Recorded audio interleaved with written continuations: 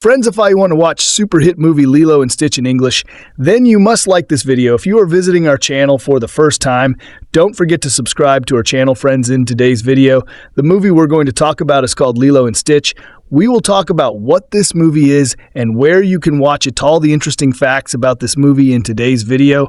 I am going to tell you, I'm also going to give you all the information on which OT platform or on which satellite channel you will get to watch this movie. Also, we will talk in detail about the technical department, music department, pre-production, filming, post-production budget, box office collection of this film. We will also talk about the story of this film, and I will also give you a small review of the story of this film. Apart from this, we will discuss about the facts of this film, storylines, star cast, actors' performance in the film, and which character has played which role. That's why I request you, friends, to watch this video till the ends. So let's start the video. Lilo and Stitch is a 2025 American science fiction comedy film produced by Walt Disney Pictures and Rideback and distributed by Walt Disney Studios Motion Pictures. Directed by Dean Fleischer Camp, it is a live-action animated remake of Disney's 2002 traditionally animated film Lilo and Stitch, with some elements also based on that film's animated sequels and spin-off television series. The film stars Maia Kealoha in her film debut as Lilo Pelikai, and original Lilo and Stitch writer-director Chris Sanders reprising his voice role as Stitch, with Sydney Elizabeth Agudong, Billy Magnuson, Hannah Waddingham, Courtney B. Vance, Zach Galifianakis, and original cast members Amy Hill, Tia Carrere, and Jason Scott Lee appearing in different supporting roles. Development on a live-action remake of Lilo and Stitch began in October 2018, with writer Mike Van Wise and producers Dan Lin and Jonathan Eyrich attached. By November 2020, John M. Chu was in talks to direct, while Van Wise left the project despite still being credited. Fleischer Camp and Chris Kakaniokalani Bright were announced as the film's new director and writer respectively in July 2022, with casting taking place between November 2022 and June 2023. Principal photography ran from April to July 2023, filming during the 2023 Writers Guild of America strike until suspending production due to the 2023 SAG-AFTRA strike, and then in February and March 2024 after both strikes ended. Dan Romer composed the score, and Industrial Light and Magic provided the film's visual effects with the assistance of several other effects houses. Lilo and Stitch premiered at the El Capitan Theater in Los Angeles on May 17, 2025, and was released in the United States on May 23, 2025. Despite receiving mixed to favorable reviews from critics, the film broke numerous records for Memorial Day weekend and has grossed $1.028 billion worldwide, becoming the second highest grossing film of 2025 and the highest grossing live-action animated hybrid in history, being the first of its kind to gross over $1 billion. A sequel is in development, with Sanders writing the script. Plot: on planet Turo, Dr. Jumbajukuba is convicted by the United Galactic Federation of illegal genetic experimentation for creating an aggressive, near-indestructible creature with advanced learning capabilities called Experiment 626. Jumba is imprisoned while 626 is exiled for his destructive behavior. However, 626 escapes by stealing a police cruiser and using its hyperdrive to reach Earth, crashing on Kawa. The Grand Councilwoman offers Jumba freedom if he recaptures 626, pairing him with Earth expert Agent Pleakley. 626 crashes near a wedding reception and is run over by a tourist trolley before being taken to an animal shelter. A Hawaiian girl named Lilo Pelikai is expelled from hula school for pushing her bully Myrtle off stage due to frustration over her sister Nani's absence. Their social worker, Mrs. Kakoa, visits and finds Nani unfit to care for Lilo, demanding she complete her tasks in a week. The next day, having heard that Lilo wants a friend, their neighbor takes Lilo to the animal shelter where 626 is kept.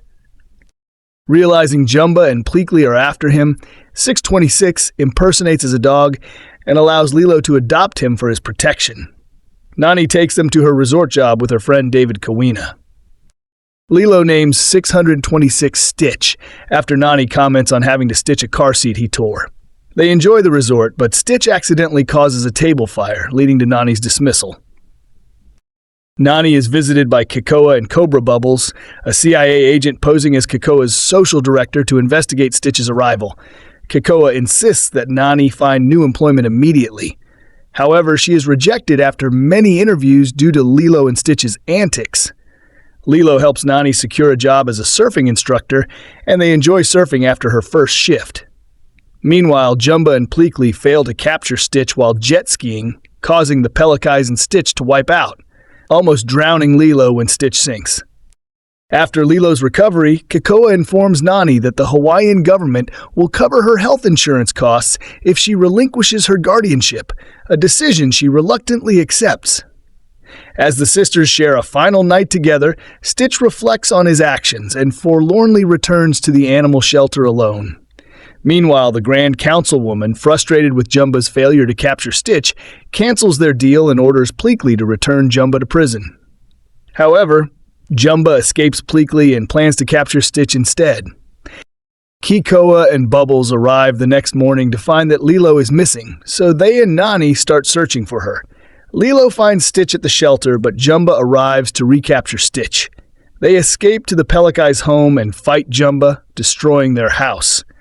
During the battle, Jumba reveals that Stitch used Lilo for his protection, leading to guilt-ridden Stitch's surrender. Jumba takes Stitch aboard his spaceship using a portal-generating gun, intending to erase Stitch's newfound empathy. However, Lilo sneaks aboard and frees Stitch, and they eject Jumba from the ship.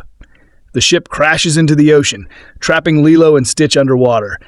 Stitch rescues her, but as he cannot swim to the surface, he releases her to let her emerge and drowns. Nani and David rescue Lilo, but she refuses to leave Stitch. David returns Lilo to shore while Nani swims back to get Stitch from the ocean floor.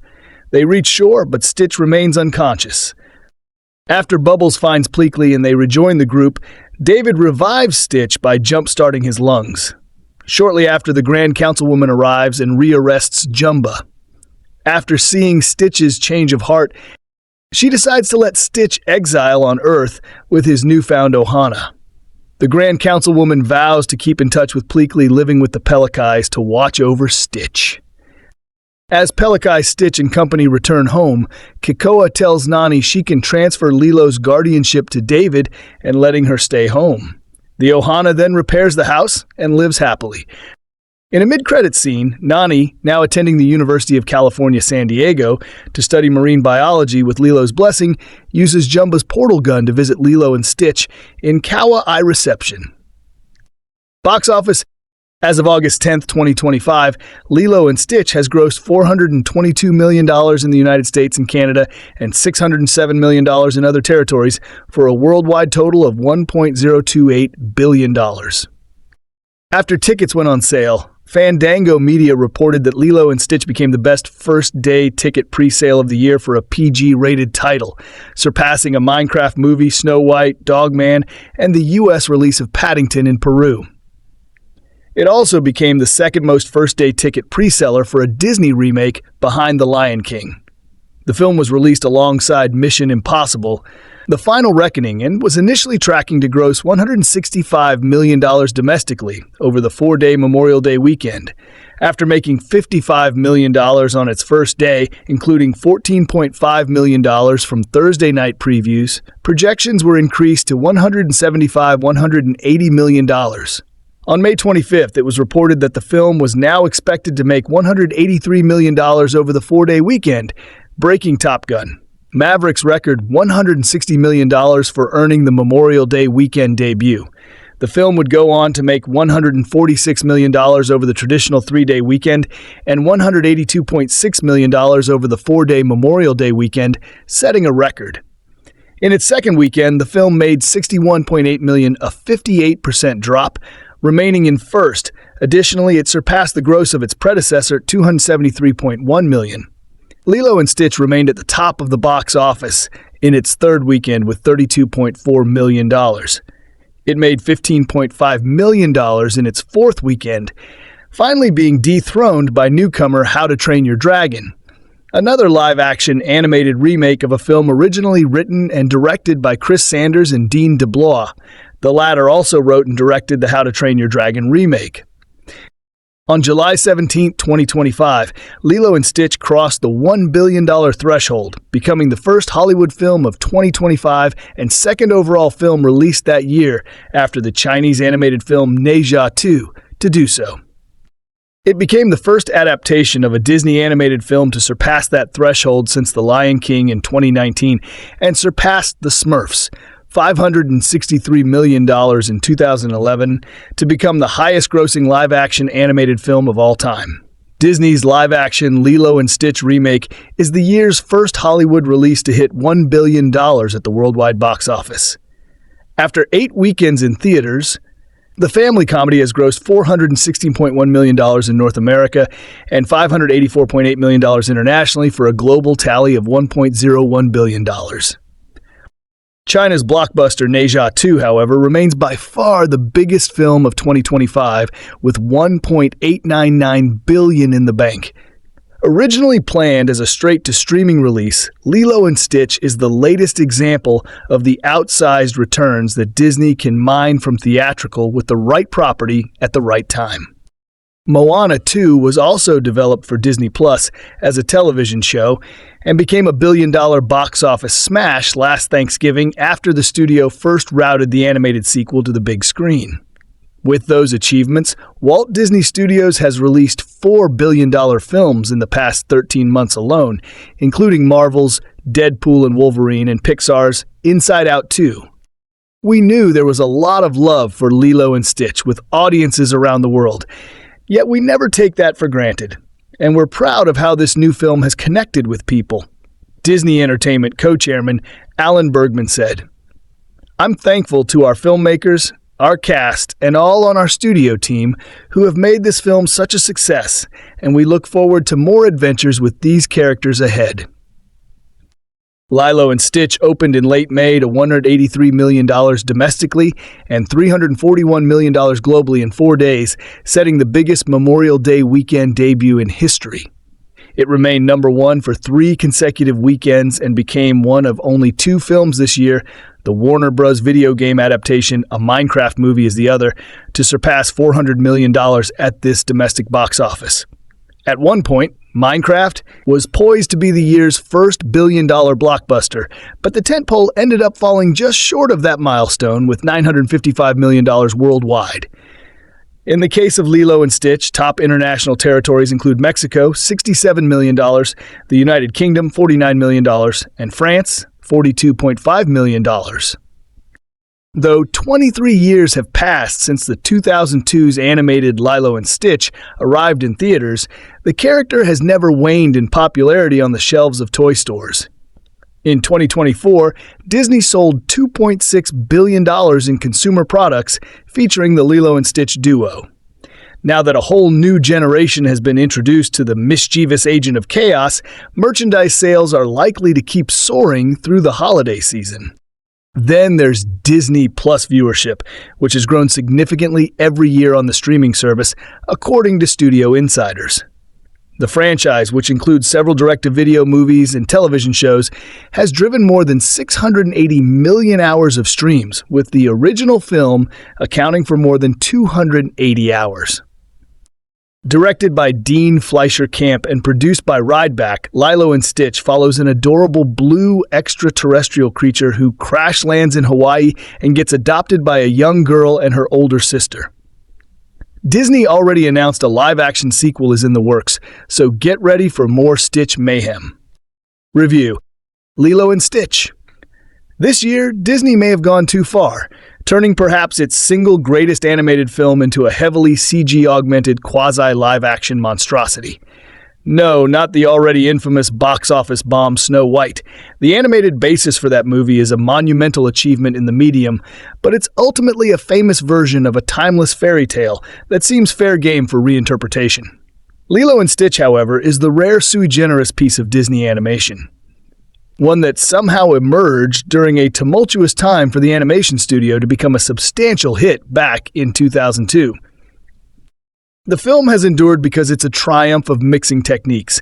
Old-fashioned, ultra-expressive hand-drawn animation and watercolor backgrounds, dashes of newfangled computer animation to assist with some of its sci-fi heavier scenes, and a story about a stranded alien befriending a misfit little girl that crosses E.T. with Looney Tunes anarchy. The story is still there in the new, sorta live-action reimagining of Lilo and Stitch. The story is almost always still there in Disney's series of self-remakes, especially when it comes to their more modern classics. Say what you will about that recent Snow White, but it's not a subservient recreation. Plenty of dialogue is retained too, and the movie does a fine job of transferring Stitch into a 3D live-action environment, not monkeying around with a near-perfect cartoon design. The fuzzy blue creature, his Muppet with teeth mouth and his alien bunny ears intact, still endures. Kids will love him, as ever. The movie around him, however, is ghastly.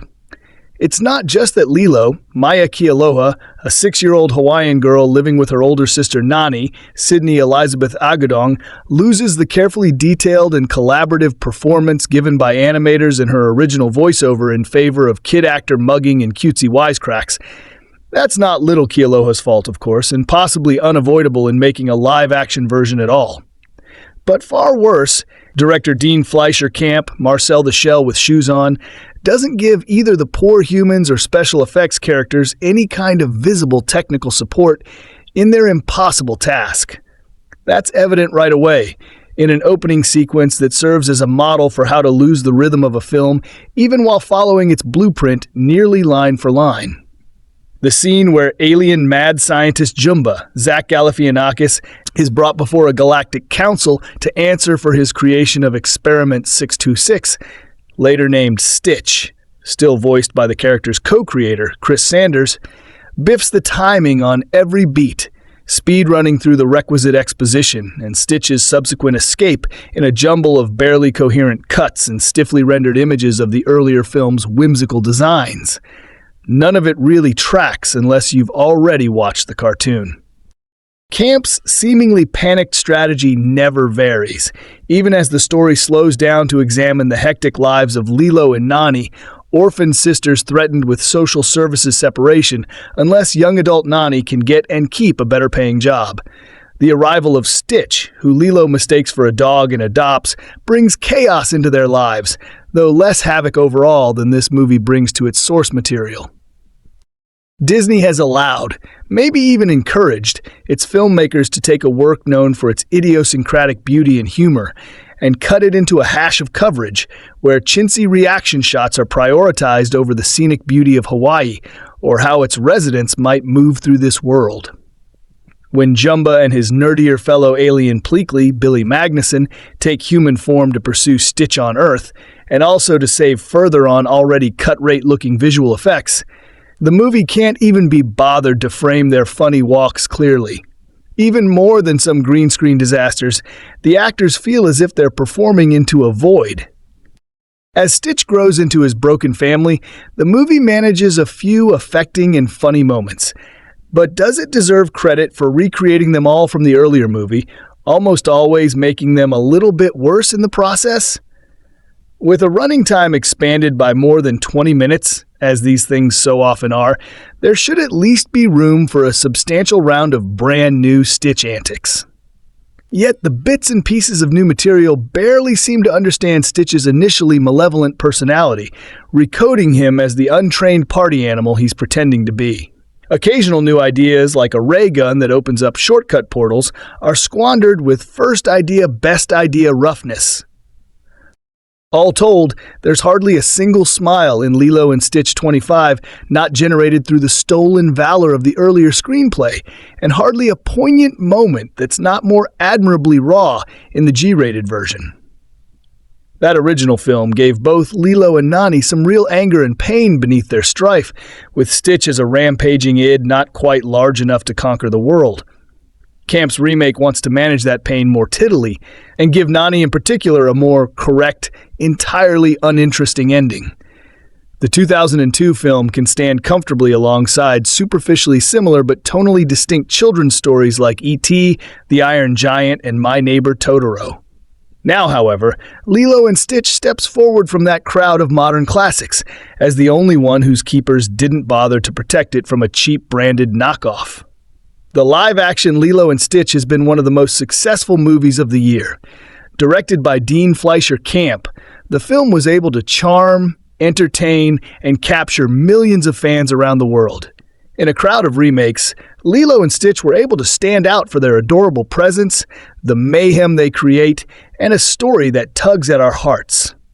The success of the movie was swiftly followed by the announcement of a sequel. Now, the stars of the movie, Maia Kealoha and Sydney Elizabeth Agudong, who play sisters Lilo and Nani, respectively, have weighed in on which characters they would love to see in the sequel.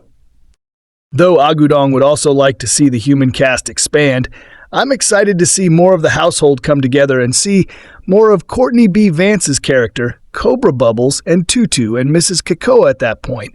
I'm excited to see all of that dynamic, she said. The conclusion of the live-action movie saw Nani attending college in San Diego and Lilo entrusted to the care of neighbor Tutu, Amy Hill, and her grandson David, Kaipo Dudoit, Agudong further revealed. Made on a budget of $100 million, the movie has grossed $1 billion at the box office, making it one of the most profitable movies of the year and the first one to break the $1 billion mark, aside from China's Ne Zha 2. The box office juggernaut earned $460.2 million domestically and $584.8 million internationally. It has a 72% Rotten Tomatoes score from the critics, while the audience score sits as high as 92%. The movie also stars Billy Magnuson, Tia Carrere, Hannah Waddingham, Chris Sanders, with Courtney B. Vance, and Zach Galifianakis. The group's connection to the film runs deep.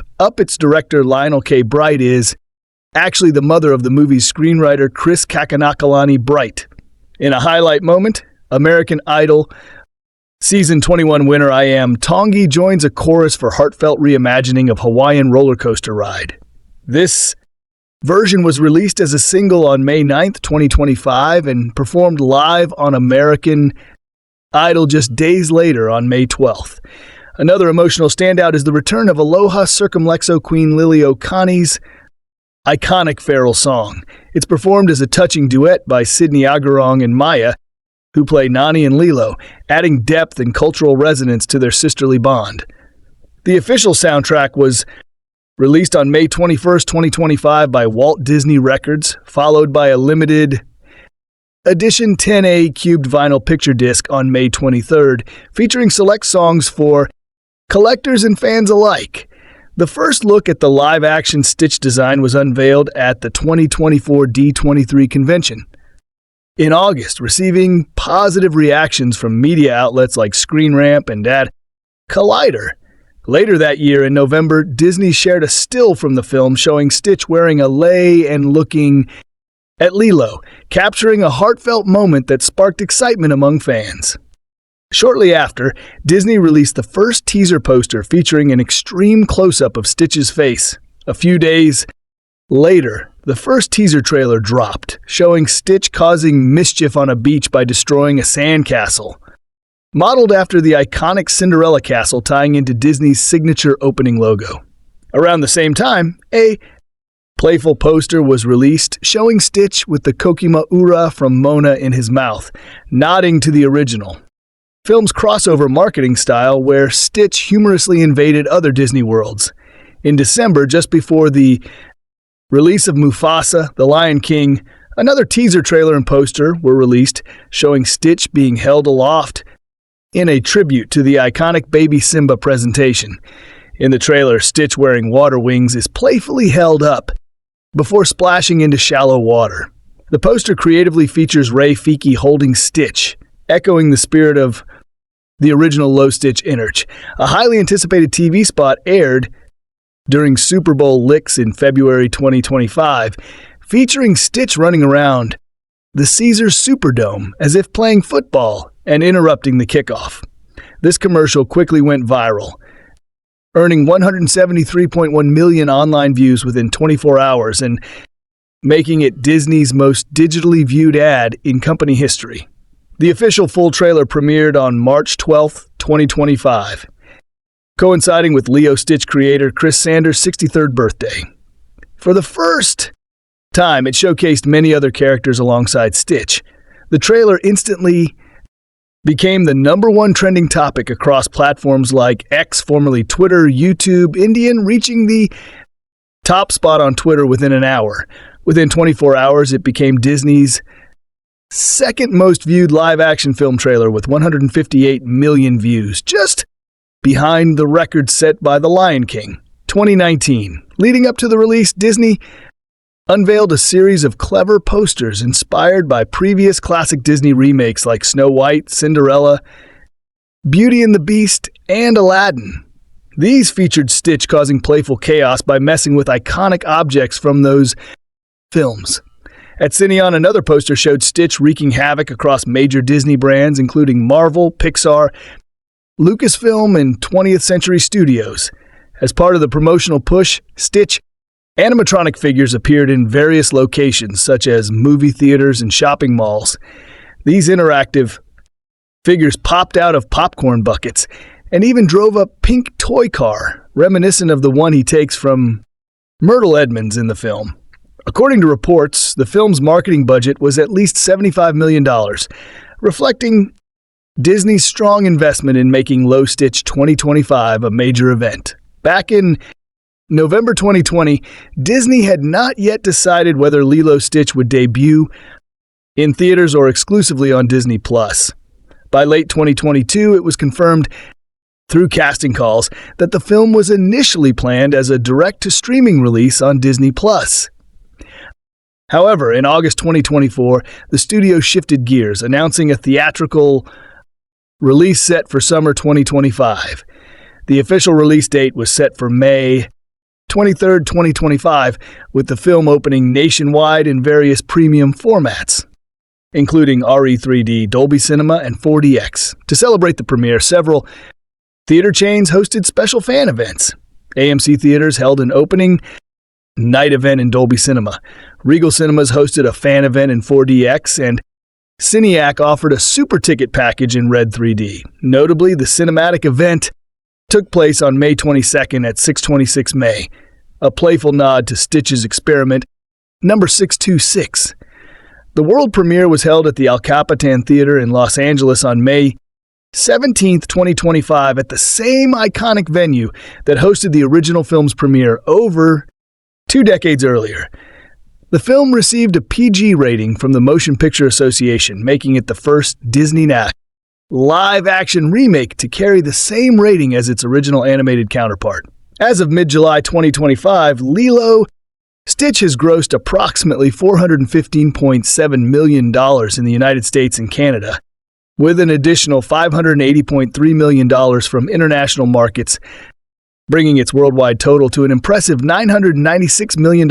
Before its release, Lilo and Stitch set a new record for the best first-day ticket pre-sales of the year for a PG-rated film, surpassing popular titles like a Minecraft movie, Snow White, Dogman, and the U.S. release of Paddington in Peru. It also became the second highest first-day ticket seller among Disney remakes, trailing only behind The Lion King. The film opened against Mission Impossible as a final reckoning and was initially projected to earn around $165 million domestically over the 4-day Memorial Day weekend after a strong first-day haul of $55 million, including $14.5 million from Thursday night previews. Projections were raised to that between $175 and $180 million. By May 25th, expectations climbed even higher, with estimates reaching $183 million, surpassing Top Gun Maverick's Memorial Day weekend debut record of $160 million. Ultimately, Lilo and Stitch earned $146 million over the traditional 3-day weekend and a record-breaking $182.6 million over the full 4-day Memorial Day period. The film maintained its momentum, topping the box office in its second weekend with $61.8 million, despite a 58% drop, and staying in first place during its third weekend with $32.4 million. In its fourth weekend, it turned $15.5 million before being overtaken by How to Train Your Dragon, another live-action animated remake connected to Lilo Stitch creators Chris Sanders and Dean Dublow. By mid-July 2025, Lilo Stitch had earned approximately $450.7 million in the US and Canada and $580.3 million internationally, totaling around $196 million worldwide. When tickets went on sale, the film set a record for the best first-day pre-sales of the year for a PG-rated movie, surpassing titles like a Minecraft movie, Snow White, Dog Man, and Paddington's US release. It also became the second highest first-day ticket seller for a Disney remake, only behind The Lion King, opening alongside Mission Impossible as a final reckoning. Lilo Stitch was initially projected to earn about $165 million domestically over the 4-day Memorial Day weekend after earning $55 million on its first dia, including $14.5 million from Thursday previews. Projections rose to $180 million. By May 25th, estimates increased further to $183 million, breaking the Memorial Day weekend record. Previously held by Top Gun Maverick, $160 million. The film finished with $146 million over the traditional 3-day weekend and a record-setting $182.6 million over the 4-day holiday weekend. Lilo Stitch remained number one at the box office in its second weekend with $61.8 million despite a 58% drop, and stayed on top in its third weekend with $32.4 million. In its fourth weekend, it turned $15.5 million before being surpassed by How to Train Your Dragon, another live-action animated remake connected to the original creators Chris Sanders and Dean Dublow. Reviews 1. An alien genetic experiment designed as a super weapon escapes to Earth and befriends a lonely Hawaiian girl called Maia Kealoha. Only a few years ago, when considering new projects, the Pixar and Disney teams would ask, why does this story need to be told in animation? The idea was that the art form should only be used to tell the stories that demanded to be animated. That question is perhaps less necessary in this VFX-assisted era, but it might be time to bring it back in reverse form. Does this animation need to be a live action? Some recent remakes can't help but feel like a lesser effort. And that's sadly the case with Lilo Stitch. That's despite the considerable efforts of director Damarel the Shell with shoes on Fly Sherkamp and his caster and crew. It's not that they did a bad job or had too little respect for the original, if anything. Quite the opposite. This funny, sweet film still feels like a pale imitation of its unsoaked predecessor, because that's literally what it is, a real-world take on the pastel and primary original. They've stripped out a few supporting characters and smartly played up the sisterly relationship to take full advantage of the live actors, but it's more rearranging the furniture than remodeling the house. Maia is excellent as young Lilo, as is Sydney Eli's Bath. Agudong as her sister Nani, who gets a big storytelling boost to become the emotional glue of the whole film. Capable and smart, Nani has put her own life on hold to try and look after her sister after their parents' death, but she's coming apart at the seams too. And even a sympathetic social worker, Tia, one of the original stars returning in a new role, can't do enough to get them through. Then comes a chaotic edition of Stitch, a furry and more detailed, but not actually cuddlier, version of Chris Sanders' original monster. Sanders returns to voice Stitch once more. Cue alien shenanigans and a lot of soul-searching by everyone to figure out where they belong in the world. The story, in other words, is largely unchanged in its major beats, though there are some tweaks. Fly Sherkamp has cut back on the Elvis songs for a film that's heavier on Hawaiian music, and indeed that feels more rooted in Hawaiian culture. But big moments of the emotion and exposition are oddly woolly in the edit, and Lilo's bad behavior has been softened considerably. She no longer bites her sister, but only licks her arm. It's unclear what lies behind such tweaks, be it concern for child actors or the demands of having a VFX lead character, but even with an extra 20-odd minutes, this doesn't add as many laughs or as many emotional gut punches as you'd hope. It's not bad. It can't be. It's too similar to the 2002 film that is one of Disney's all-time best.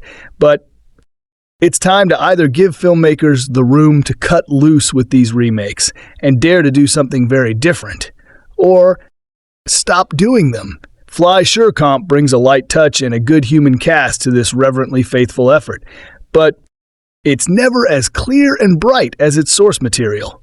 Review to Disney's 2002. Animation. Lilo and Stitch became an instant classic for one reason: its originality. Fast facts about Lilo and Stitch. What a live-action remake of Disney's 2002 animation about a cheeky blue alien who befriends a lonely Hawaiian girl, starring Sydney Agudong, Maia Kealoha, Billy Magnus, Tia Hannah Waddingham, released in cinemas, now likely to make you feel like watching the original A or hugging your sister for Disney. It was a step away from its usual style.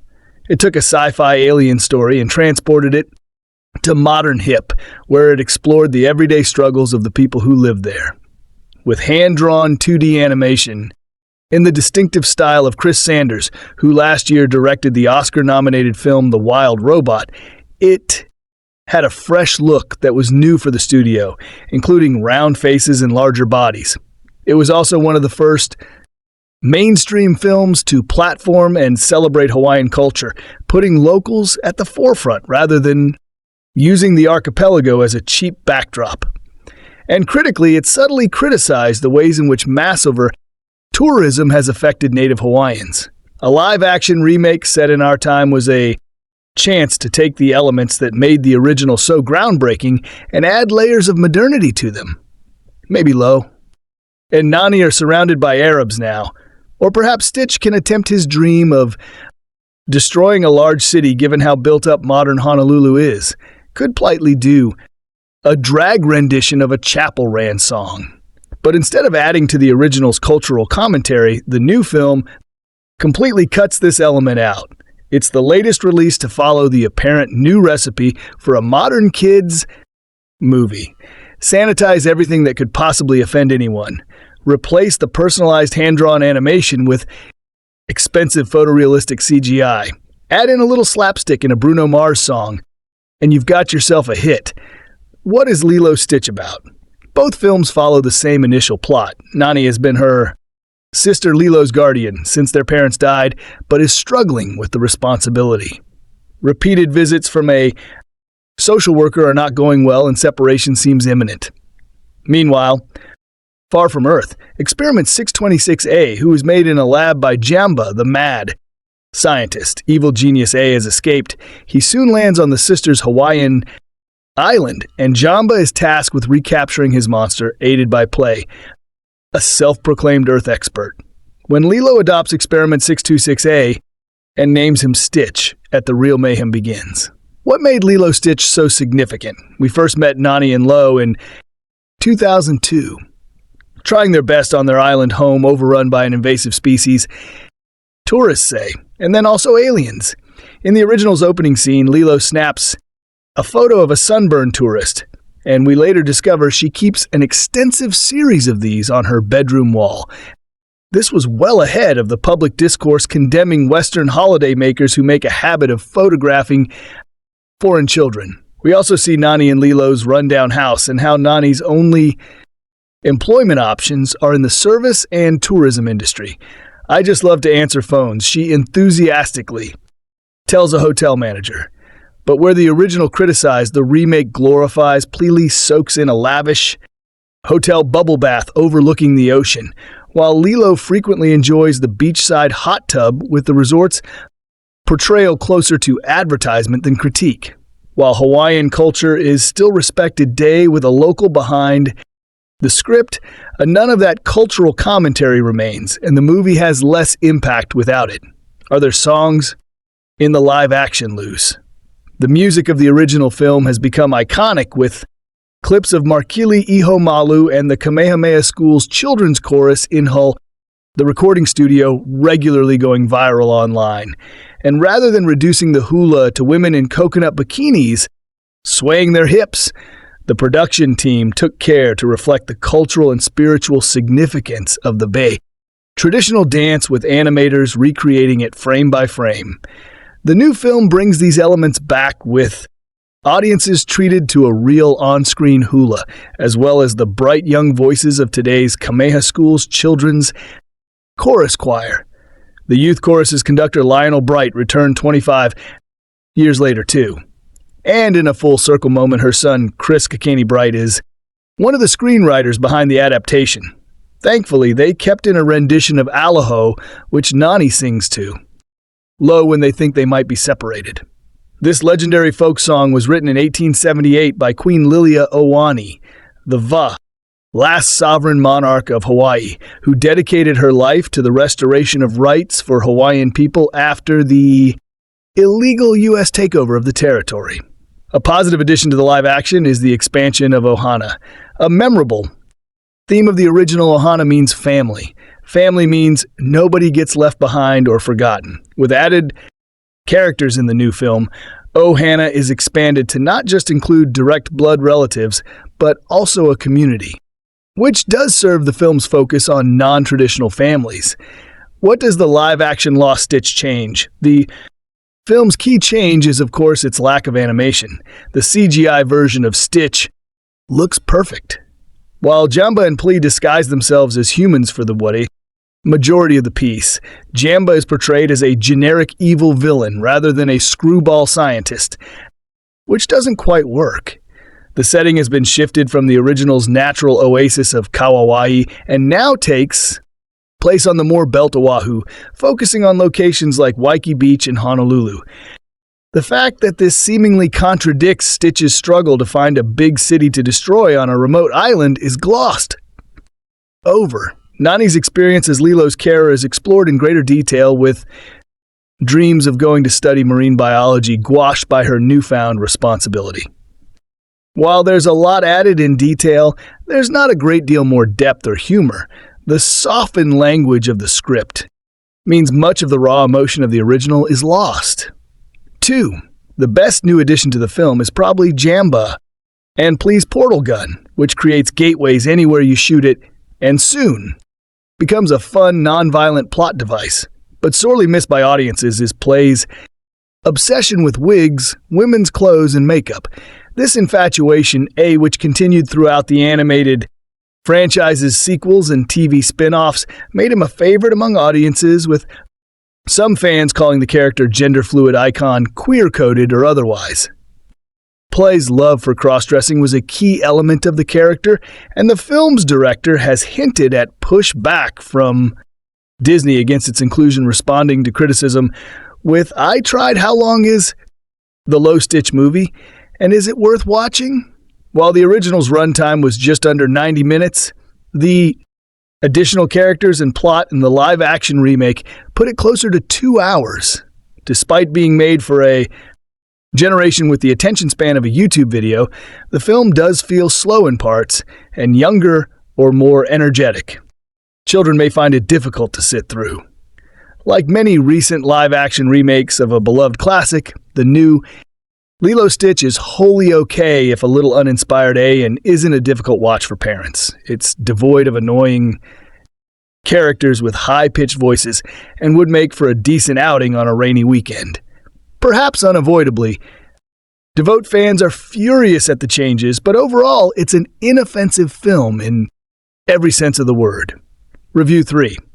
If Disney were to replace Mickey Mouse as its mascot, the only choice that probably wouldn't cause a global riot is Stitch, that adorably furry mix of E.T., the Tasmanian Devil, and the rambunctious puppy has become one of the most beloved animated characters in the company's iconic lineup.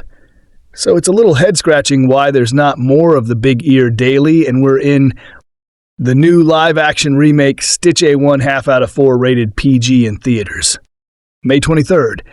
Director Dean Fleerkamp's family adventure feels like an excessively earnest Disney Channel movie compared with the delightfully unhinged 2002 cartoon. That's great for those who want more of a human connection, but not so much if you're more jazzed about Stitch wrecking a bunch of stuff. The updated Lilo pulls back on the sci-fi action to focus instead on the emotional. story of two orphan human siblings. Though it begins the same as the first flick, Stitch, aka Experiment 626, is deemed too dangerous to exist by the United Galactic Federation and escapes authorities in a flurry, courtesy of a space police cruiser. He crash lands in Hawaii near the home of young Lilo, newcomer Maia Kealoha. She's a rebellious 6-year-old who gives her big sister guardian, Nanny Sydney Agudong, and Nani is desperately trying to keep social services from taking Lilo away. Lilo visits the local pound where she meets and immediately falls for Stitch, whom everyone assumes is a pooch, even Hick, though he looks more like a blue koala bear. The sisters' lives get more fun and also more stressful as Stitch causes mayhem wherever he goes, from surfing and driving to some antics with a soda gun. Meanwhile, a couple of other aliens are dispatched to bring him back. His mad scientist inventor, Jamba Zach, Galifianus, and Earth-loving oddbally Billy Magnus. The new Lilo Stitch takes a much more grounded approach to the plot, with some changes from the original movie. For example, the antagonistic alien brute Captain Gantu is left out. While the OJ, Jamba, and Puckley wore random clothing as a disguise, their updated counterparts use holograms to appear human, which just seems to be an excuse to include a couple of recognizable faces. And Ving Rhames' tough guy social worker Cobra Bubbles is essentially two characters in the remake. The new Cobra Courtney Bance is a CIA agent searching for Stitch 2, while Mrs. Cocoa Taker is the social worker concerned about Nani and Lilo's home life. One aspect that's improved in the revamp is Lilo and Nani's relationship.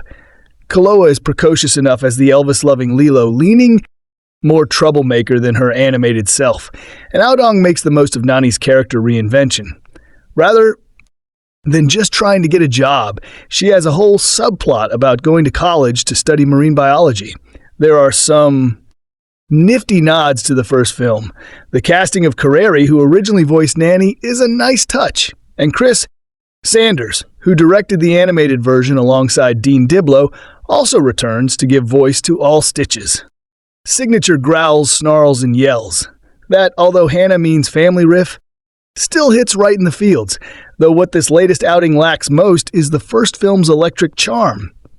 It's surprising considering that Camp crafted the sweetly bizarre Marcel the shell with shoes on this Stitch settles on, being a fine retread instead of a rabble-rousing romp. Stitch in his own peculiar way sums it up perfectly. This low Stitch is broken but still good, even if it's ultimately an unnecessary new take on a chaotic masterpiece. Review for an interesting facet of this age of Disney. Live-action remakes is how the style and tone of these updates to children's classics, reimagined decades later, can personify exactly how the sensibilities of mass entertainment have shifted since, from the opening moments of Low Stitch, which mostly mirrors the content of its 2002 animated predecessor, the difference is clear. More speed, more noise, and more hand-holding for the audience. To be fair, that is all particularly enhanced by a movie whose entire engine and marketing is fueled by a critter that wreaks mayhem and destruction at every turn. Here, things move at warp speed, even as the movie constantly trips over itself, trying to pluck at the next heartstring. But there's just enough to make for a moderately fun, mostly serviceable, and often adorable revamp that will probably satisfy fans of the original, save for a couple characters added and subtracted along with an amped-up climax. This update, directed by Dean Fleerkamp, is largely faithful to the original, tracking the bond between Lilo, Maia Kealoha, an orphan girl being raised by her older sister Nanny Sydney, Agudong, and Stitch, a returning Chris Sanders, who is one of the directors of the 2002 film, an incorrigible alien lab experiment that crash lands in the jungles of Hawaii. On the run from the United Galactic Federation, Stitch poses as a dog and goes home with Lilo and Nani, using them as human shields against Jamba, Zach Galifi, and Plea Billy. Magnus, two aliens tasked with capturing Stitch, as Nani struggles to raise her sister on her own and tries to prevent child services from taking Lilo away. Stitch only adds to the chaos, But for Lilo, a desperately lonely girl still grieving the loss of her parents, Stitch quickly becomes, "Oh, Hannah, that is family. That is nobody gets left behind." This early odd swamp didn't seem like an obvious candidate for Disney's ongoing live-action campaign, other than the opportunity it presented to let such a memorable and money-making creature loose in the real world. The studio giant's other remakes have been partly justified by either recreating vast and fantastical universes, The Little Mermaid, The Lion King, or dusting off classic storybook properties for a new century. Dumbo, Pinocchio, in this case the unique visual splendor of the originally rendering Hawaiian landscapes in a gorgeous and idiosyncratic watercolor animation is replaced by the easy blandness of a Disney Channel movie.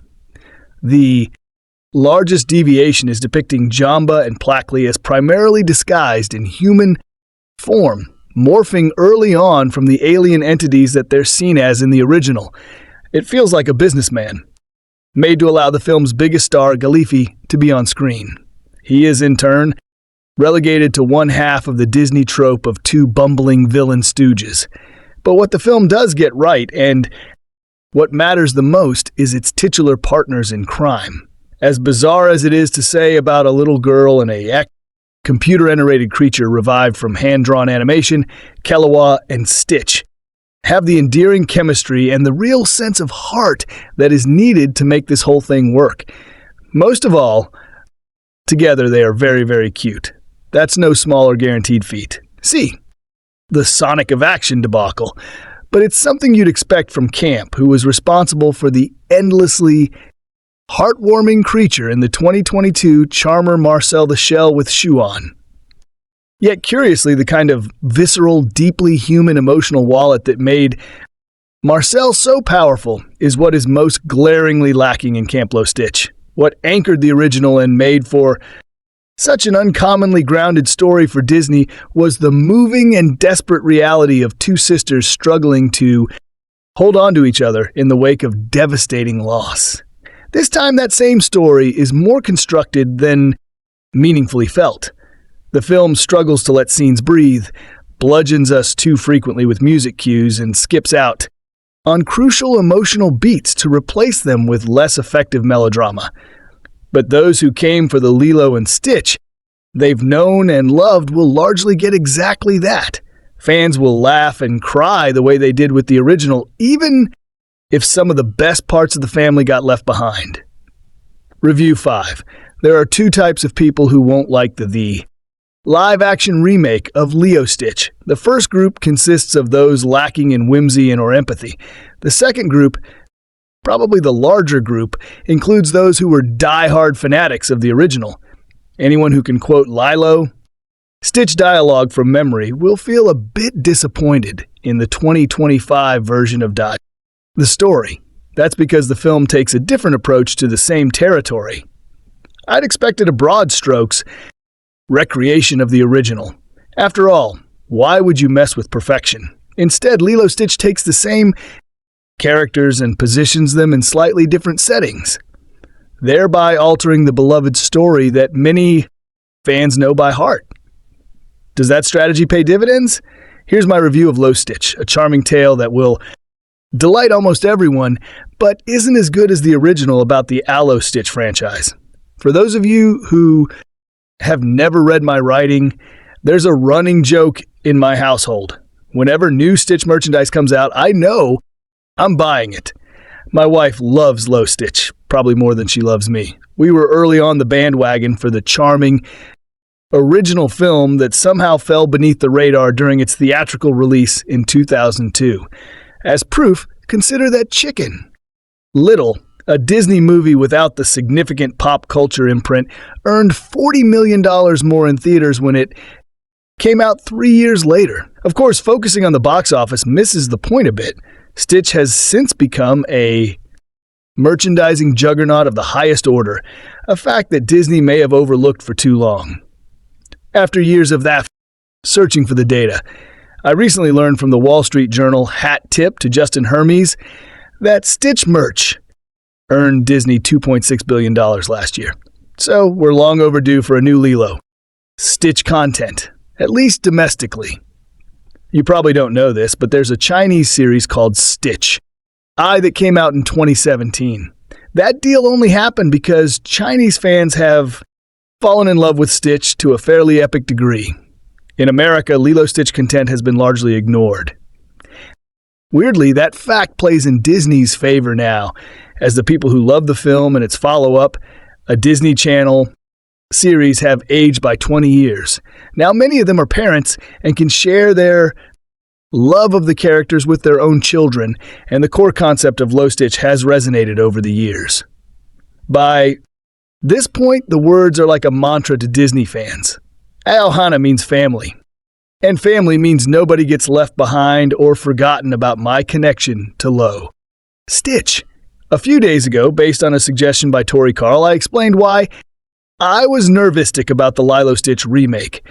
I've known for a while that the movie would absolutely eviscerate the box office and have said as much, that Lilo Stitch Super Bowl ad was like a license to print money. From that moment forward, the film was always going to be a blockbuster, so the financial viability of Lilo Stitch has never been a concern for my family. It's the fact that my wife willingly chooses to spend her birthday breakfasts at Ohana.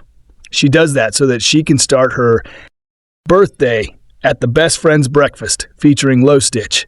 Basically, she wants to hug Stitch on her birthday. She didn't do that this year, but she has done it at least 6 times over the past decade, which means more than half of her birthdays. It's a thing. Similarly, we used to have one of those red wagons, and she stuffed the entire thing with Stitch stuffed animals at the movie theater tonight. We bought a Stitch popcorn bucket, a Stitch head. It's a refillable mug, I guess, and some sort of Stitch mystery box. This isn't an unusual date for us. It's been my life ever since I took her to that movie in 2002. She's got literally hundreds of pieces of Stitch merchandise, and I get it. Back in my previous life as a movie critic, Lilo Stitch finished in my top 10 in 2002, and my opinion of it has only increased since then. Spirited Away, and it would be in my top 4. And that's even accounting for the fact that 2002 was an amazing year in cinema. About the Lilo Stitch remake, my personal connection to Lilo Stitch and fondness for the first film explains why I felt extreme trepidation when I entered the theater for the remake. I knew that if the movie weren't good, it would hurt my heart. Even worse, it would crush my wife. She's one of those people I mentioned who could recite every line of dialogue. And I also knew that this film had originally been a straight-to-streaming release, which meant that it was going to have a lower budget. Disney eventually spent $100 million on the film, depending on who you believe, but that wasn't the initial plan. For this reason, the script faced financial restrictions. Do you know the biggest expense for the live-action remake of Lilo Stitch? It's Stitch. You can pay actors to play Lilo, Nanny, and Cobra Bubbles. Stitch requires computer animation for every moment he's on screen, and that gets expensive. Where am I going with this? There are moments you expect in this film that never happen. Without doing spoilers, I'll mention that Captain Gantu isn't in Lilo Stitch 2025. You can imagine what that does to the plot. And that's the point. A Lost Stitch is a charming movie. You may know, in general terms, where the story is going, but I can assure you that the new film plays out much differently than the original. Die-hard fans probably won't enjoy some of the changes either. I won't list specifics. However, my wife definitely shared the list of grievances as we left the theater. Long story short, Disney dialed down Stitch in favor of some of the other characters in the film, and it works. This is a charming movie. More importantly, Disney delivers precisely the family film its critics have been begging the company to do for several years now. Lilo Stitch returns Disney to its roots. As a standalone title, it would charm audiences with its natural warmth and spirit. The problem, at least in my household, is that it's not the original. For all the grief that Disney gets when it creates live-action remakes similar to the originals, that's what I wish had happened here. The new version of the film leaves out a few of my favorite moments, many of which involve Stitch in favor of character development. For others, Nani benefits greatly from this decision, with actress Sydney Eli, Bath Agudong delivering a star-making, aching performance, and child actress Maia Kealoha is the ideal version of Lo. So the news here is relatively good. I fully expect that the overwhelming majority of people who watch this live-action remake will adore it. About a broken bar. Final thoughts. The first thing I asked my wife afterward was whether the movie had broken her heart, a possibility we back dreaded for years. She happily confirmed that it didn't. Thankfully, the biggest Stitch fan I know enjoyed the Lo Stitch remake, as did I. Still, we left the theater certain of one thing. The original is better. This is a time when Disney shouldn't have strayed so far from the source material. Lilo Stitch 2025 provides a warm hug of a movie egoing experience, the kind we all crave. However, the original film is objectively better because it understands that Stitch is the star. The new version substantially dials back his character growth arc, a decision I found detrimental to the final product. Right now, I'm describing a movie I'd give an 8.5 out of 10 and warmly recommend to one and all. The catch is that the original Lilo Stitch is a 10 out of 10, so I'm happy with the movie I watched. But I'll always choose the animated version when I want to watch Lilo Stitch. Thanks for visiting. MickeyBlog.com. Want to go to Disney for a free quote on your next Disney vacation? Please fill out the form below, and one of the agents from Mickey Travels, a diamond-level authorized Disney vacation planner, will be in touch soon. Review 6 with the troublesome Snow White in Disney's rear-view mirror. The company is looking ahead to its next live-action adaptation of Broken Bar and Beyond. Lilo Stitch opens Friday and is tracking to be a big heat-up in Disney, which was said to be rethinking its remake strategy after Snow White is already eagerly plotting a follow-up. Speaking to the Wall Street Journal, Disney Entertainment co-chairman Alan Bergman said, "It feels like it's going to work very well, and it's the kind of property that lends itself to more." He also noted that the demand for Lilo Stitch merch, which was already strong, has skyrocketed as the remake's release date approaches. We've seen the thing explode from a Disney Plus and consumer products perspective yet, which is surely another compelling reason for the company to get the sequel going ace up. Casual Disney fans who think the 2002 animated Lilo Stitch is the only existing entry in the franchise might be surprised to know that the story of following a Hawaiian girl and her mischievous alien bestia has enjoyed a robust life beyond the big screen. There are 2 director video sequels, as well as a made-for-TV sequel, 3 animated series, 2 TV specials, and a handful of short films. There have also been several Lo Stitch video games, and are games featuring the characters who've also enjoyed a prominent ongoing presence at Disney theme parks. And as previously mentioned, there's a seemingly insatiable demand for Stitch-related merch. According to The Wall Street Journal, director Dean Fleerkamp's Friday release is likely to beat Mission Impossible, A Dead Reckoning at the Memorial Day weekend box office and capture the #1 spot worldwide. 2.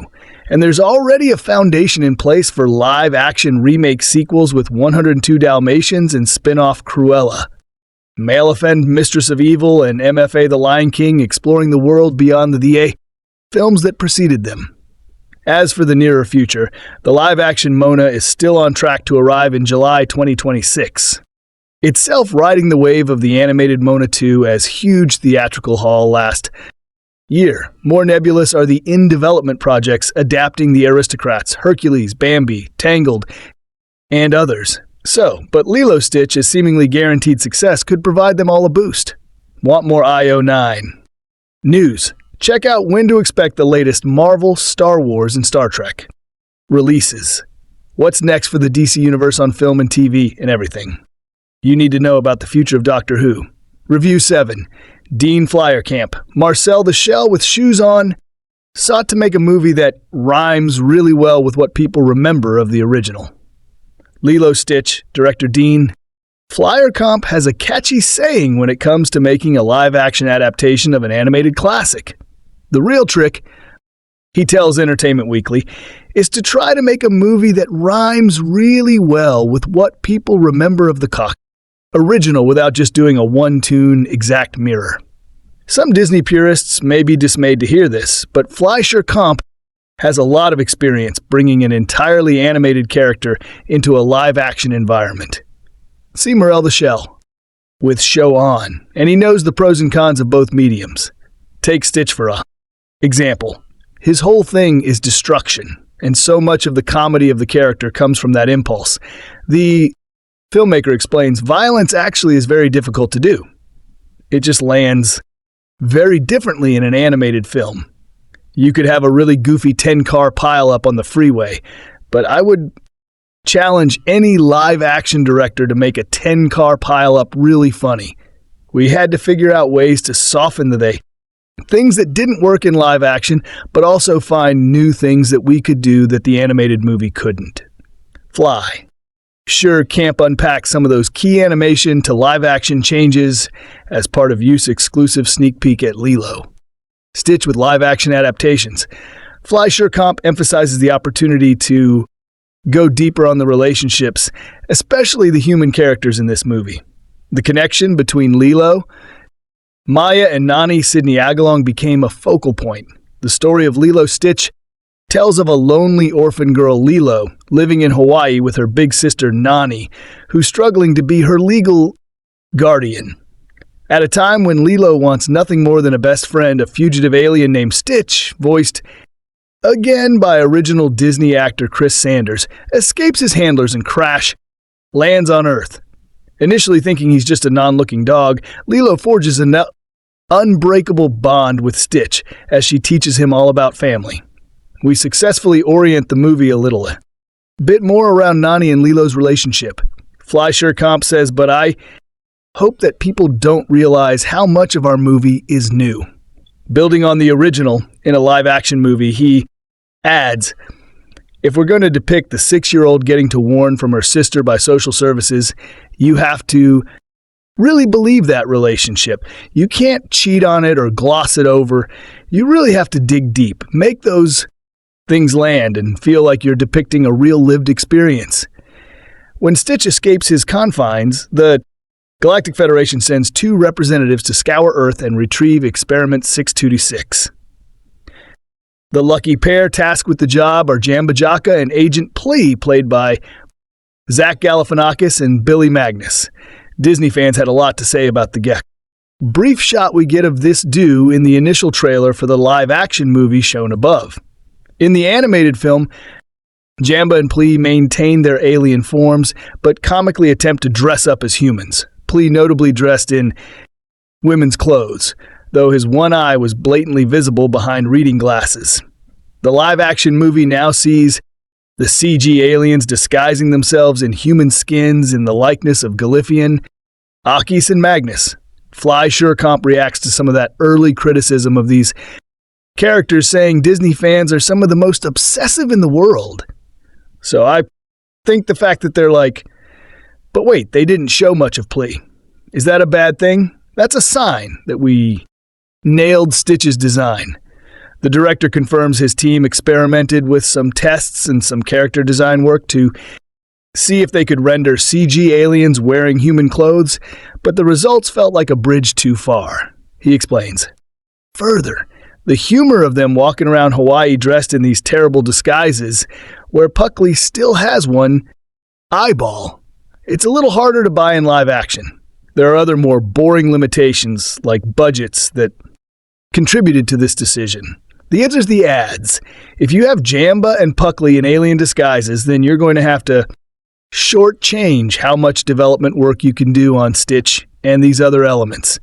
It's not that they're not aliens in the movie. You definitely see Jamba and Plei in their alien forms through a lot of the movie, but they are in human skin suits for part of it. A more obvious change from the animated film is the presence of the original voice actors in various roles. In addition to Sanders voicing Stitch again, Tia, the original nanny, Jason Scott Lee, David Nani's surfer boyfriend, and Amy Hill, fruit bender. Mrs. Hasawa all have full-fledged cameos in the new movie. Fleischer Comp confirms, Jason Scott Lee probably has the smallest role of those four. He elaborates he plays Loney's manager at the Luo, but he still has a few scenes and is definitely in it if you know who he is. As for Kara's part, the filmmaker teases how she really brought an unexpected level of personal stuff into the role in a way that makes it way better. Oh, Hannah means family. Kellis Lilo tells her sister in the movie, and family means nobody gets left behind. The original Lilo Stitch stars and animators are still a part of this. Oh, Hannah Flyer Comp remarks, everyone who worked on the original still feels very close to the project. It was such a gift that everyone was so excited to help us and to support us. Review 8. We were lucky enough to catch Disney's live-action Stitch remake in cinemas last week, and we're still recovering from the emotional impact. As a collective who grew up loving the original 2002 animated film, we approached this new version with cautious optimism. Remakes are tricky, especially when it comes to beloved childhood favorites. But Stitch 2025 not only met our expectations up, it soared past them, delivering a tender, emotionally charged cinematic experience that resonated deeply. This article may include affiliate links. Click here to read our full affiliate disclosure. If you make a purchase through one of these links, we may earn a commission at no additional cost to you. And it's not just audiences like us who are feeling the emotional weight of Lilo Stitch. The film is making a powerful statement at the box office, too. In its opening weekend, the live-action remake has already raked in an astonishing $341 million, $8,253.1 million globally, with $157.8 million, $817.1 million coming from international markets alone. Leading the international charge, Lilo Stitch opened strongest in Mexico with an impressive $23.7 million, $8.7.6 million debut, followed by the United Kingdom at $12.9 million, $89.6. And Brazil close behind with $11.1 million, £88.2 million. That debut places it as the second largest global opening of the year, just behind the Minecraft movie, and marks it as Disney's third best live-action reboot launch ever, trailing only the mega successes of The Lion King 2019 and Beauty and the Beast 2017, both of which grossed over $1 billion. The film's ability to tape into multi-generational nostalgia and win over new audiences alike is clearly translating into ticket sales. And if current momentum continues, Lilo Stitch could be on track to join the Billion Doll Club. FY inverted. Exclamation mark, light up your world. Add a glow of Disney magic with the adorable Paladon Stitch light to the perfect bedside companion for fans of Lilo Stitch. Get it now on Amazon. A story that still speaks volumes at its core. Lilo Stitch is a story about loss, loneliness, and the healing power of found family. What made the original so special wasn't just the humor or sci-fi adventure area. It was the emotional depth layered beneath it all. We're thrilled to report that the live-action version honors this emotional core beautifully. Dean Fleischerkamp, best known for Marcel the Shell with Shoe Zone, brings an intimate, character-driven approach to this remake. His direction balances heartfelt moments with whimsical sequences, giving the story room to breathe. Every scene feels intentional, grounding the film in real emotional stakes, even amidst the intergalactic chaos. Plot storyline, a familiar tale with fresh layers. The 2025 live-action remake of Lilo Stitch stays largely faithful to the original animated classic, bringing the heartwarming tale of an unlikely friendship back to life with the modern cinematic sheen. The story begins in outer space where Experiment 62D6A, an unruly alien created for destruction, escapes captivity and crash lands on Earth. He soon finds himself in Hawaii, where a lonely, fiercely independent young girl named Lo adopts him from an animal shelter, mistaking him for a dog. From there, chaos and comedy ensue as the two begin to bond over their shared sense of alienation. What makes this retelling especially moving is its expanded focus. on the emotional weight Lo carries from the loss of her parents and the immense pressure her older sister Nani feels, trying to keep their small family together. These emotional threads are handled with greater nuance and depth than in the animated original, offering a more mature lens for returning viewers while still remaining accessible for the younger audiences. The narrative doesn't just retrittle ground, it enriches it, adding moments of quiet reflection and raw emotion that truly underscore the meaning of Ohana. Interwoven throughout the film is a broader message about belonging, forgiveness, and found family, amplified by Stitch's transformation from chaos incarnate to a loyal and loving companion. While the sci-fi antics and Galactic Federation subplot are still present, they're more streamlined here, giving the family dynamics more breathing room. This balance between adventure and heart is what makes the 2025 Lo Stitch such a resonant and rewarding watch. Kealoha shines bright as Lilo, casting a new Loy. Task about Disney struck gold with 8-year-old Maia. Her performance is nothing short of remarkable, capturing the perfect blend of quirky independence, emotional vulnerability, and raw innocence. The fact that she was cast at just 5 years old speaks volumes about her natural talent and screen presency, as she's undoubtedly a star in the making. From her Hawaiian hula dances to her tear-filled conversations with Nani, Kealoha doesn't just play Lilo as she is Lilo. What impressed us most was how authentically she portrayed the complex emotions of a child dealing with grief. She made us laugh out loud, and moments later had us tearing up an emotional roller coaster that perfectly encapsulates the essence of Lo's character. Chris Sanders returns, and so does Stitch's charm. It was a brilliant move to bring Chris Sanders back as the voice of Stitch. No one else could replicate the iconic growly chaos that made the character so lovable. Hearing his voice again in this new context was like being reunited with an old friend. And Stitch hasn't lost an ounce of his charm. The CGI work is also surprisingly impressive. Stitch feels tangible, expressive, and dynamic. His physicality and facial expressions have been finely tuned to blend seamlessly with the live-action cast, giving him a vibrant presence that feels natural and emotionally authentic, and never awkward or out of place, as some feared he might. Nani Polkai, more than a big sister, Sydney Agudong, steps into the role of Nani Polkai with quiet strength and heartfelt authenticity. As Lilo's older sister turned legal guardian, Nani carries the weight of the world on her shoulder set, and it shows.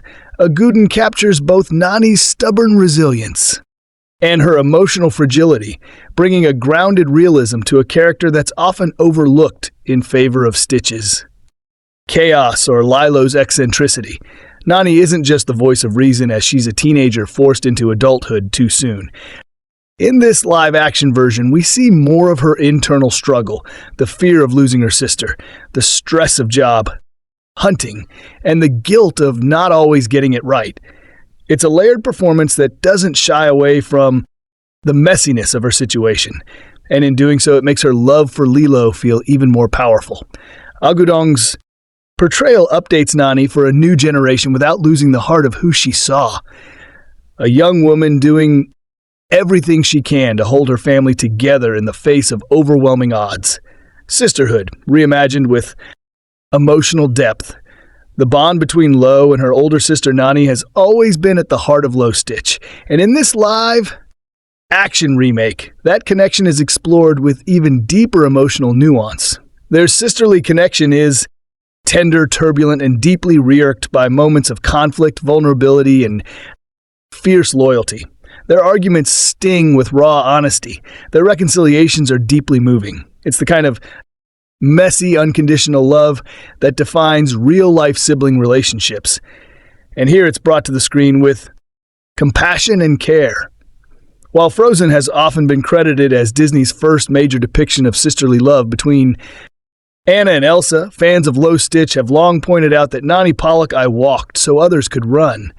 At just 19, Nani juggles finding and keeping a job and sacrifices her own future to keep her family together. It's not just love, it's survival, responsibility, and resilience. Other Disney films like Brave with Merida and her triplet brothers, or in Kendo with Mirabel and Ansel, her sisters Isabella and Louisa have also explored sibling dynamics, but few have matched the raw emotional realism found in Lilo and Stitch. This remake honors that legacy and deepens it, showing that love between siblings, especially sister, can be just as epic and powerful as any fairy tale romance. A visually rich Hawaiian backdrop, Hawaii isn't just a setting in Lilo and Stitch a character. The live-action remake makes full use of the island's natural beauty with sweeping shots of beaches, vibrant greenery, and small-town streets that feel lived in. The cinematography paints a picture of both isolation and intimacy, mirroring Lo and Nani's emotional state. We especially appreciated how the film honored Hawaiian culture. From the inclusion of traditional hula to authentic language usage and casting choices, there's a clear effort to represent the community with respect and accuracy. That level of care adds meaningful depth and cultural richness to the story. Supporting cast adds strength and substance. A powerful ensemble can elevate a good film into something unfettably. And Lilo and Stitch 2025 makes that leap with a standout supporting cast that enriches the film's emotional and comedic core. Each character, no matter how small the role, contributes meaningfully to the story's broader themes of family, resilience, and community. Tia, who originally voiced Nani in the 2002 animated film and its spin-offs, returns to the franchise in a poignant new role as Mrs. Kakoa, the social worker assigned to evaluate Nani's ability to care for her younger sister. Her inclusion isn't just a touching nod to the original. It symbolizes a full-circle moment, and her performance is filled with empathetic authority, showing concern without villainizing a system that's often portrayed in opposition to family unity. Courtney B. Vance brings a grounded gravitas to Cobra Bubbles, transforming what could easily be a one-dimensional government agent into a nuanced figure of authority and compassion. He plays the role with quiet intensity, but there's an underlying warmth in his scenes that speaks to his character's deeper understanding of the struggles. Nani and Loface. Amy Hill returns to the Lilo and Stitch universe as Tata, a warm, witty native Hawaiian woman and David Sino's grandmother. She brings a sharp sense of humor and heartfelt warmth to the role, speaking in local pidgin and grounding the film even more in its Hawaiian roots.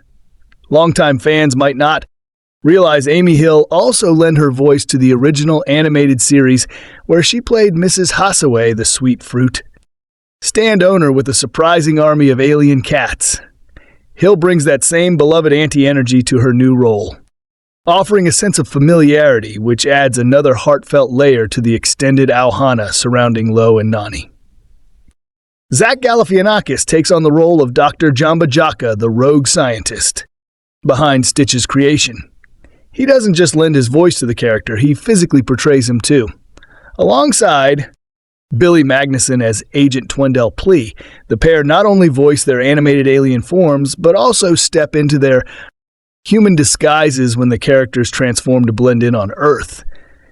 It's a clever live-action twist that mirrors the aliens' attempts to blend in on Earth, although both hilariously struggle to walk properly in their new human forms. Galifianakis taps into Jambe's eccentric villain with manic flair, portraying him as the dangerous genius he truly saw, especially in the early part of the film where his obsession with recapturing Stitch reaffirms his status as an antagonist. Magnus, meanwhile, shines as Blackley, who is delightfully wide-eyed and overly enthusiastic about anything Earth-related.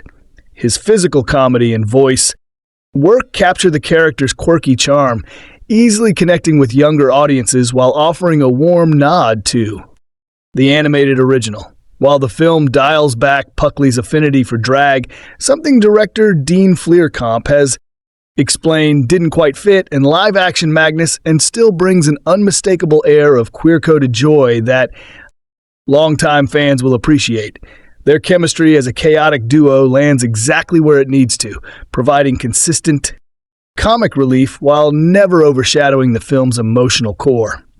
Other supporting performances include Kaipo Dudo as David Sina, Nani's love interest, who brings an easygoing warmth and gentle optimism to the role. Though his character takes a slight backseat to the central storyline, Dudoid's natural charisma makes him a welcome presence whenever he's on screen. Hannah Waddingham, voicing the authoritative Grand Councilwoman, lends the character a regal gravitas and cool command that reinforces the high stakes of Stitch's chaotic arrival. Her voice work is restrained yet potent, elevating the role to something larger than life. Altogether, the supporting cast doesn't just pad out the story, they enhance it. They bring dimension, humor, and heart to a world that already feels rich and lived in. Their performances ensure that Lilo Stitch is not just a tale of two sisters and an alien, but a vibrant portrait of community, compassion, and the many forms that love can take.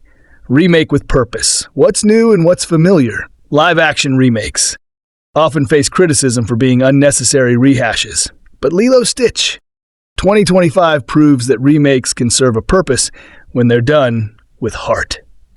While it stays true to the original plot, this version smartly updates certain elements to reflect modern sensibilities. Some character arcs have been reimagined, some scenes have been trimmed or altered, but none of it feels arbitrary. These changes help the story resonate with today's audiences while keeping the soul of the original intact. Fans of the animated film will still recognize the beats they love, and now with fresh emotional layers. And for longtime fans, the film is also a treasure trove of subtle nods and Easter eggs. From a blink and you'll miss a tease of Experiment 624A, better known as Angela, to an explicit mention in drawing outline referencing Experiment 627, which closely resembles Leroy Experiment. 6629A from Leroy Stitch. The film lovingly hints at the water-lost Stitch universe, designs for Experiment 625. Reuben, the sandwich-loving cousin, and Experiment 221, Sparky, also make appearances, offering satisfying callbacks for viewers who followed the franchise beyond the original film.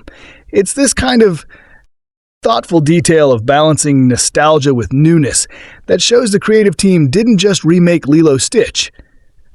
They reinvested in it with early signs pointing to box office success and carefully placed Easter eggs hinting at characters like Angel, Reuben, Sparky, and even Leroy. There's a strong sense that this isn't the end. If anything, it feels like a heartfelt setup for a sequel, and we're absolutely here for it. Emotional impact that hits hard. We cried 3 times during this film. That's not hyperbole. It's a testament to how effectively this film tugs at the heartstrings. The themes of grief, healing, and family are presented with such sincerity that it's hard not to feel moved. Whether it's a quiet moment between Lilo and Nani, Stitch's existential crisis, or the final act's dramatic climax, the film doesn't shy away from emotional storytelling. It respects its audience here, young and old enough to go deep, and that's something we always admire. Final verdict: a worthy addition to the Disney legacy in a crowded field of Disney live-action remakes. Lilo Stitch 2025 stands out as one of the very best. It honors its roots while branching out with purpose and heart. It's funny, sad, uplifting, and deeply human, despite starring a blue alien with a pinion for destruction. This is a film we'll be recommending to friends, family, and followers alike. Whether you grew up quoting the original or are discovering the story for the first time, this new take on Lilo Stitch offers something powerful and lasting. We'll be seeing it again, and no question. Lilo Stitch 2025 is a warm reminder that Hannah means family. Family means no one gets left behind or forgotten. And in this beautifully made film, Disney ensures that we never forget just how meaningful that message truly is. Review 9. The new takes on How to Train Your Dragon. And Lilo Stitch refused to commit to any significant changes. There's a coincidental, yet meaningful connection between two of this summer's buzziest movies. The new Lilo Stitch and How to Train Your Dragon are both remakes. Beyond that, they're both live-action adaptations of animated films, each of which happen to have been co-directed by Dean Delos and Chris Sanders. Lilo and Stitch has made a fortune at the box office since its late May debut. How to Train Your Dragon, which opens today, seems similarly poised for success. That two features are, if a little lacking in visual stimulation compared with their forebears, reliably entertaining. But taken together, they signal something rather alarming in Hollywood's ongoing crisis of imagination. The timeline for nostalgia is growing shorter. Since Tim Burton's big-budget take on Alice in Wonderland grossed more than $1 billion in 2010, the live-action remake has become an inevitable, pervasive cinematic trend. 15 years later, it seems that capturing similar financial success requires a studio to look at progressively more recent source material to work with. Disney's attempt to update the nearly 90-year-old Snow White failed at the box office earlier this year.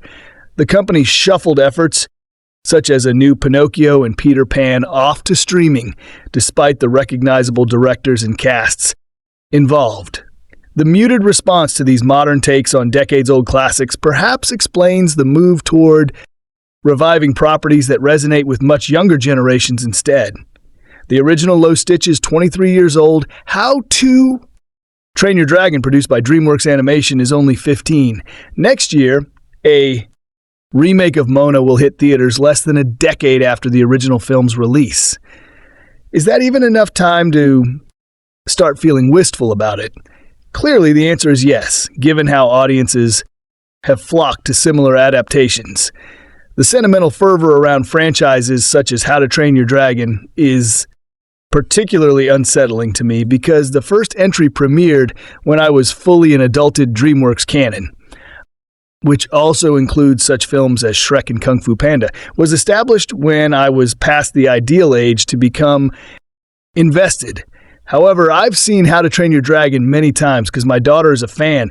That intense familiarity helped me out as I watched the live-action version, looking for anything that might feel different about Ida, which would thus justify its creation. Not so much. Diblo, who also directed the two How to Train Your Dragon sequels, makes his live-action debut by adapting his own feature. As such, the end result is wildly similar to the earlier work. The new film is again set in a Viking village that is constantly besieged by different kinds of dragons.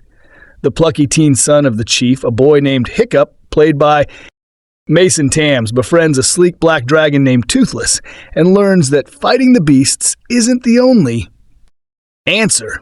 The actor who voiced Hiccup's father in the animated film, Gerard Butler, returns to perform the role on that screen in all other cases. The film uses well-suited performers to replace the voice cast. To my own surprise, I like the new version of How to Train Your Dragon about as much as I do its sister. Both, to me, are above-average bits of children's entertainment that struggle with the same problems. They start to sag near the end and suffer a little from their murky color palette. I got a little choked up at the exact same point. That I do while watching the 2010 Dragon when Hiccup and Toothless take to the sky together. The boy rides on a saddle he's made for his fire-breathing pal, and the composer John Powell's excellent score sources into inspirational mode, all strings and bagpipes. If there's a difference between these redone scenes and their inspirations, it's a remarkably minor one. Only good theater. Decorum stopped me from pulling out my phone and running the two dragons side by side. Hollywood is struggling to get people to buy movie tickets, so I understand the impulse to offer something that a broad swath of viewers already knows and likes, but there's simply no sense of risk in making something like How to Train Your Dragon, and nothing that will convince a theatergoers that the medium has a future beyond recycling. Yes, visual effects technology is up to the task of recreating a cartoon on a larger scale and dotted with real actors. And yes, these radios tend to turn a profit for their makers. These shouldn't be the only reasons for art to exist. Lilo and Stitch at least diverges somewhat from its source material, because most of the characters are human beings. Its world seems easier to translate to one composed of flesh and blood. The film, like How to Train Your Dragon, is about a shiftless youngster, Lilo, a Hawaiian girl who has been acting out since the death of her parents, bonding with a fantasy creature.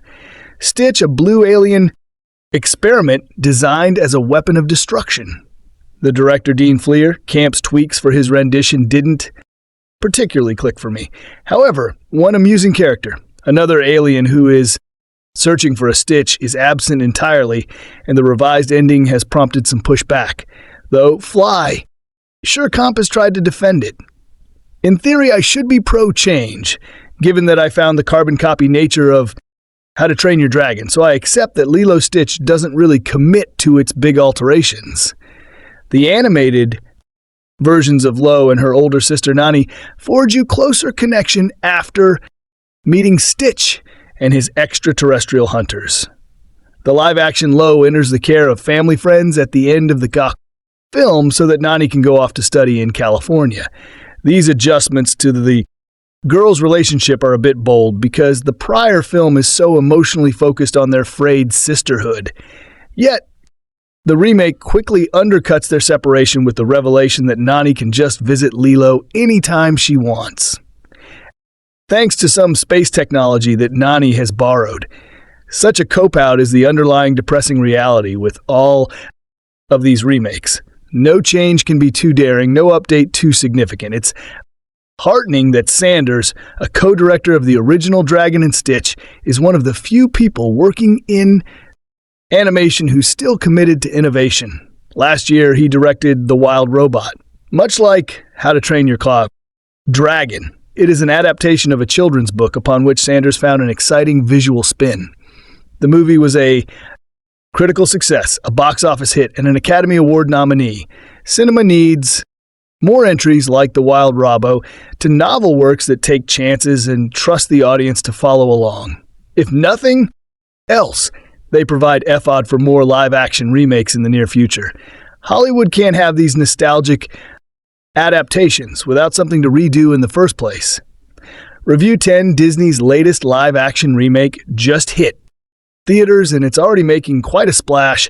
Lilo Stitch made $341 million worldwide and became the biggest Memorial Day weekend debut in history in the U.S.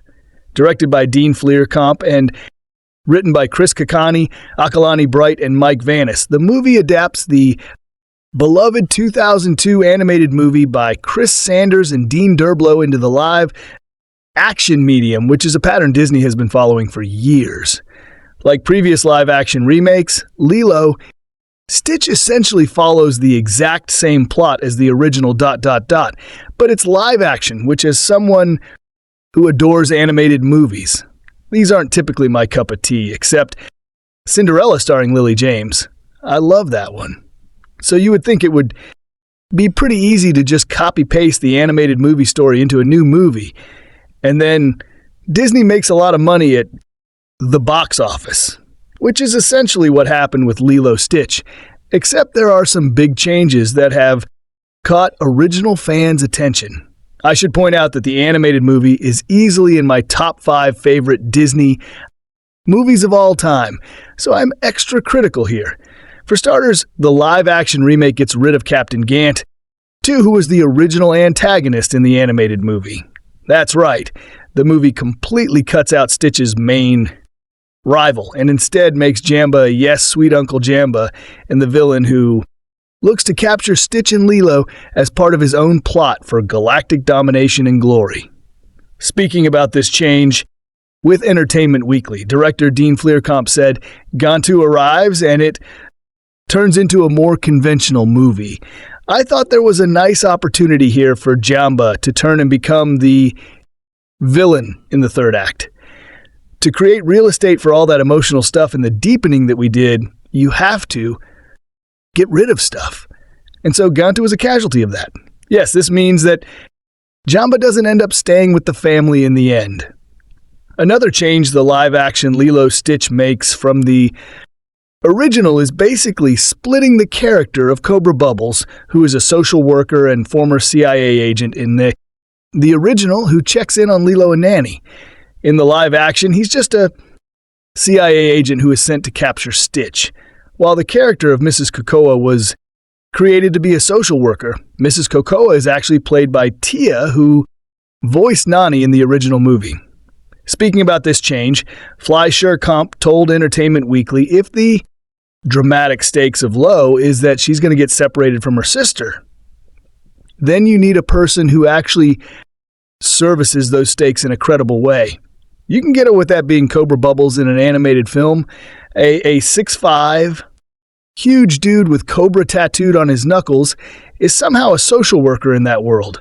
And while those are two big changes, there is one more in particular that people, including myself, cannot get over, and it comes at the end of the movie. In the original Lo Stitch, the film ends with the Grand Councilwoman deciding that Stitch can stay in exile on Earth with Lilo and Nani. Then Stitch, Jamba, and Plea all join Lilo and Nani's family, and they set out to rebuild their house alongside David and Cobra Bubbles with the message of the movie. Ohana means family, ringing true. Now, the live-action movie still has the Grand Councilwoman say that Stitch can stay with Lilo and Nani. But when they return home, Mrs. Cocoa informs Nani that Lo will be given up to the state, but her guardianship can be given to David and his grandmother Tata, who is a new character for the live-action film, so she can stay living in town. And Lilo gives Nani permission to go pursue her dream of marine biology, insisting that she will be okay. So they all rebuild the house. And Nani goes to study at the University of California, San Diego, and she visits Lo and Stitch back home using Jambi's old portal gun whenever she wants. Yep, you read that correctly. So, unlike in the animated movie where Nani does everything to keep Lilo, the live-action movie ends with her leaving Lilo behind to go to school. I can't even touch on the fact of why you would leave Hawaii to study marine biology somewhere else. But, all right, what happened to Ohana? Means family. Family means nobody gets left behind or forgotten. Okay, I'm done. I'm sorry. I need to calm down. Anyway, I'm not the only one who's annoyed at this change. So many fans voiced their concerns on social media after the opening weekend of the film. One popular TikTok with 7.4 million views and over 1.2 million likes reads, "Everyone yesterday witnessing the most obvious propaganda encouraging Native families to give up their children to the state." And the comments on the TikTok also added to people's frustration with this change. And another TikTok had one fan yelling, "What do you mean? SH gives Lilo up to the state. What do you mean Esh goes off to the mainland to study marine biology?" Exclamation mark. They butchered Nani like we knew they would. They actually set Sydney up to fail, and she fell for it. I also feel like the people who were white in the animated movie served a purpose in being white. Don't make me fight against White Eraser. I don't even know if I actually want a live-action path. They cannot be trusted. Lilo and Stitch, Ellie Action Leo instead. TikTok via TikTok.com. People on X, formerly Twitter, were not happy with the change either. So, the Lo Stitch live-action movie did all of that. I hope the parents of the kids going to see this movie also show them the animated movie because it's far superior. And let's continue to support original animated movies.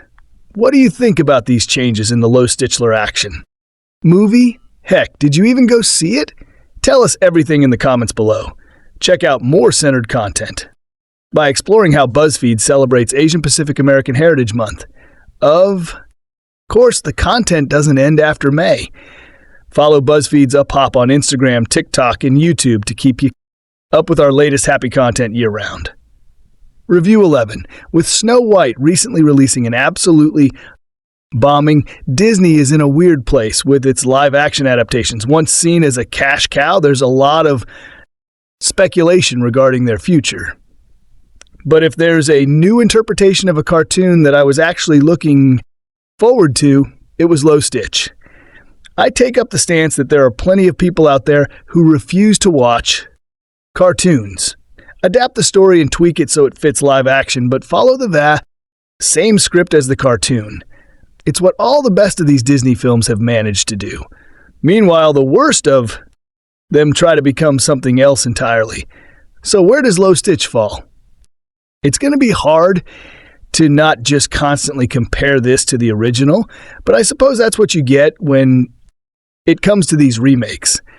Lilo Stitch follows a naughty little alien on the run and finding himself on Earth on a little island in Hawaii. He befriends a lonely little girl, and they quickly come to find that they need each other more than they ever realized. The best thing about Lilo Stitch is that despite its alien co-star and rather cosmic story beats, this is a grounded story about family. The casting of Lilo is so vital, as the character is the perfect mix of strong-willed and stubborn while still being easy to root for. Maia fits well into the role, and her interactions with Sydney and Agudong as Nani really nailed the sisterly spirit. There's just the right amount of love and frustration towards each other. I had no idea that Tia Carrere would be appearing. She voiced Nani in the cartoon, and she's a nice physical representation of the love and care put into respecting the original film. Because sure, there are changes, but it all falls in line with the spirit of what came before. It helps that they brought back Chris Sanders to voice Stitch, really bridging the gaps between live action and animation. He has that perfect tonality and energy. This really does feel like Stitch in every sense. His performance is perfectly captured in live action, with it being a bit surreal to see some of his tics in something other than 2D. The animators should be very proud. Other than Stitch, it's really Billy Magnus Plilly that steals the show. I know there was some controversy because we didn't get him in drag, but they make up for it with a variety of wacky outfits, and Magnus is able to get the voice down to perfection. Another big improvement is with Jamba, whom Zach Galifianakis really breathes new life into. He's expanded a bit, made into more of a villain to root for, just like the cartoon where Lilo. Stitch thrives the most is with its emotional impact. Whether it's the story of Lilo being taken away from Nani by child services or Lilo being so lonely in the world, it's easy to connect with her plight. They even give meaning to simple throwaways from the original. Stitch's aversion to water is explored so much more. I love that they put some reason behind Stitch getting onto the surfboard in the first place, versus it just being an over-the-top visual. This happens throughout, with nearly every moment expanded upon in a meaningful way. Dan Romer does a good job creating a similar vibe to Alan Silvester's original score. It really covers the Hawaiian vibe well, as some marks against I really got sick of the green screen that pops up far too much. Seemed like every time they were on a beach with a lot of sun. They needed green screen for some reason. But really, that's all I have against it. Maybe it's just a massive low Stitch fan in me, but I had an absolute blast here. I laughed, I cried, and I felt more here than I ever expected to.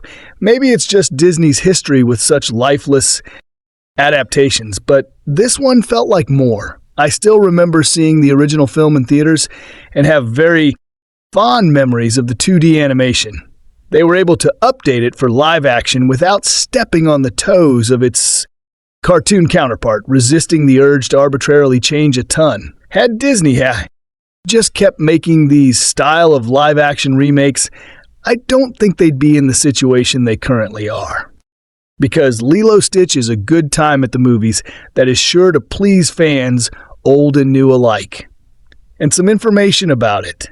How do you like our today's video? Please let us know by commenting. And if you like this video, please like it, share it, and don't forget to subscribe to our channel. Thanks for watching.